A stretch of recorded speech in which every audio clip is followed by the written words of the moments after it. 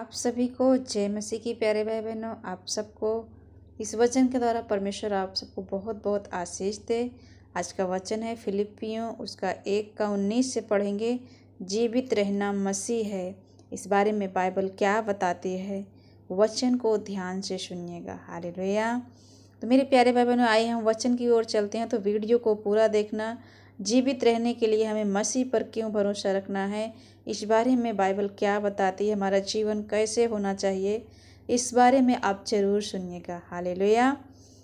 क्योंकि मैं जानता हूँ कि तुम्हारी विनती के द्वारा और यीशु मसीह की आत्मा के दान के द्वारा, हालेलुया, हम सब की विनती के द्वारा और प्रभु यीशु मसीह की आत्मा के दान के द्वारा इसका प्रतिफल मेरा उद्धार होगा। आमीन।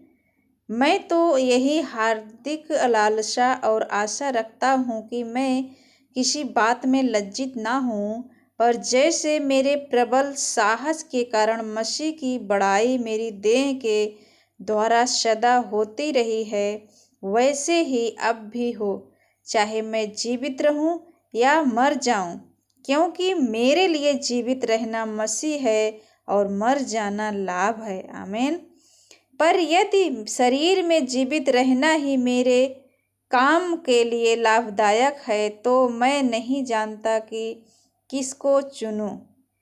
पर यदि शरीर में जीवित रहना ही मेरे काम के लिए लाभदायक है, तो मैं नहीं जानता कि किसको चुनूं, क्योंकि मैं दोनों के बीच अधर में लटका हूँ। जी तो चाहता है कि कूच करके मसीह के पास जा रहूं, क्योंकि यह बहुत ही अच्छा है, परंतु शरीर में रहना तुम्हारे कारण और भी आवश्यक है, इसलिए कि मुझे इसका भरोसा है।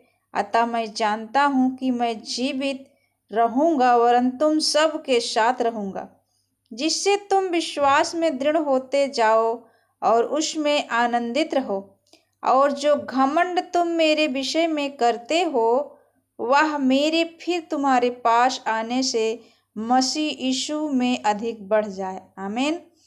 केवल इतना करो कि तुम्हारा चाल चलन मसीह के सुसमाचार के योग्य हो, कि चाहे मैं आकर तुम्हें देखूं, चाहे भी आऊं, तुम्हारे विषय में यही सुनूं कि तुम एक ही आत्मा में स्थिर हो। हालेलुया।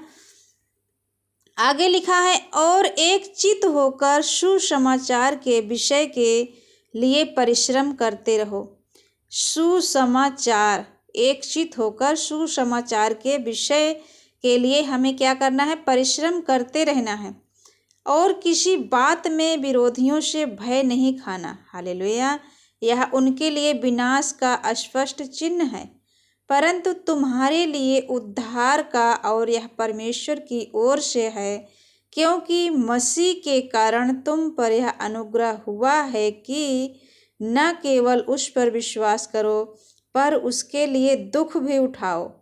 और तुम्हें वैसा ही परिश्रम करना है जैसा तुमने मुझे करते देखा है, और अब भी सुनते हो कि मैं वैसा ही करता हूँ।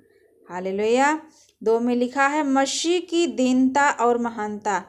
मसीह कैसे दीन था और वो महान कैसे था, इस बारे में बाइबल क्या कहती है, और आपको कैसे बनना है। तो वचन को पूरा सुनिएगा मेरे प्यारे भाई बहनों, और अपने जीवन को परमेश्वर के मन भावते हुए को बलिदान चढ़ाना है। परमेश्वर के वचन के अनुसार ही चलना है। हालेलुया।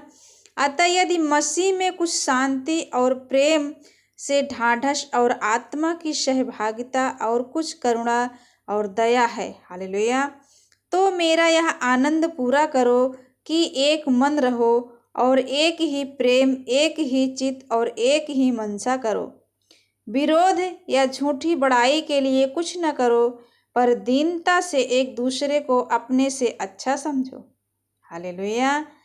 हर एक अपने ही हित की नहीं, वरन दूसरों के हित की भी चिंता करे। जैसा मसीह यीशु का स्वभाव था, वैसा ही तुम्हारा भी स्वभाव हो। आमीन। जैसा हमारे परमेश्वर का स्वभाव था मेरे प्यारे भाई बहनों, वैसे हमारा भी स्वभाव हो। जिसने परमेश्वर के स्वरूप में होकर भी परमेश्वर के तुल्य होने को अपने वश में रखने की वस्तु ना समझा, वरन अपने आप को ऐसा शून्य कर दिया और दास का स्वरूप धारण किया और मनुष्य की समानता में हो गया और मनुष्य के रूप में प्रकट होकर अपने आप को दीन किया और यहाँ तक आज्ञाकारी रहा कि मृत्यु, हाँ क्रूस की मृत्यु भी सह ली। इस कारण परमेश्वर ने उसको अति महान भी किया और उसको अपना नाम दिया जो सब नामों में श्रेष्ठ है। हालेलुया। कि जो स्वर्ग में और पृथ्वी पर और पृथ्वी के नीचे है, आमीन, वे सब यीशु के नाम पर घुटना टेके और परमेश्वर पिता की महिमा के लिए हर एक जीव अंगीकार कर ले कि यीशु मसीह ही प्रभु है। आमीन। मेरे प्यारे भाई बहनों, क्या कहना है? यीशु ही प्रभु है। आगे लिखा है 3 में, सच्ची धार्मिकता। फिलिपियों 3 का बाइबल क्या बताती है? सच्ची धार्मिकता हम सबका क्या है?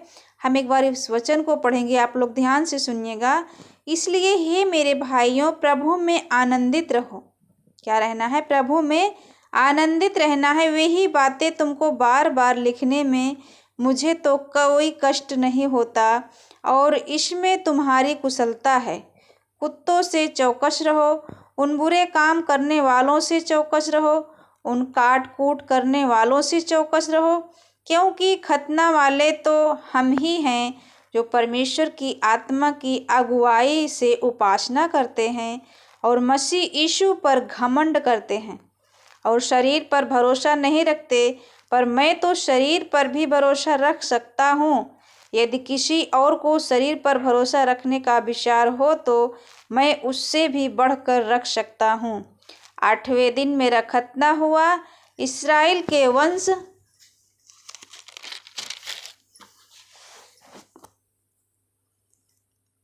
बिन्यामीन के गोत्र का हूँ, इब्रानियों का इब्रानी हूँ। व्यवस्था के विषय में यदि कहो तो फरीसी हूँ।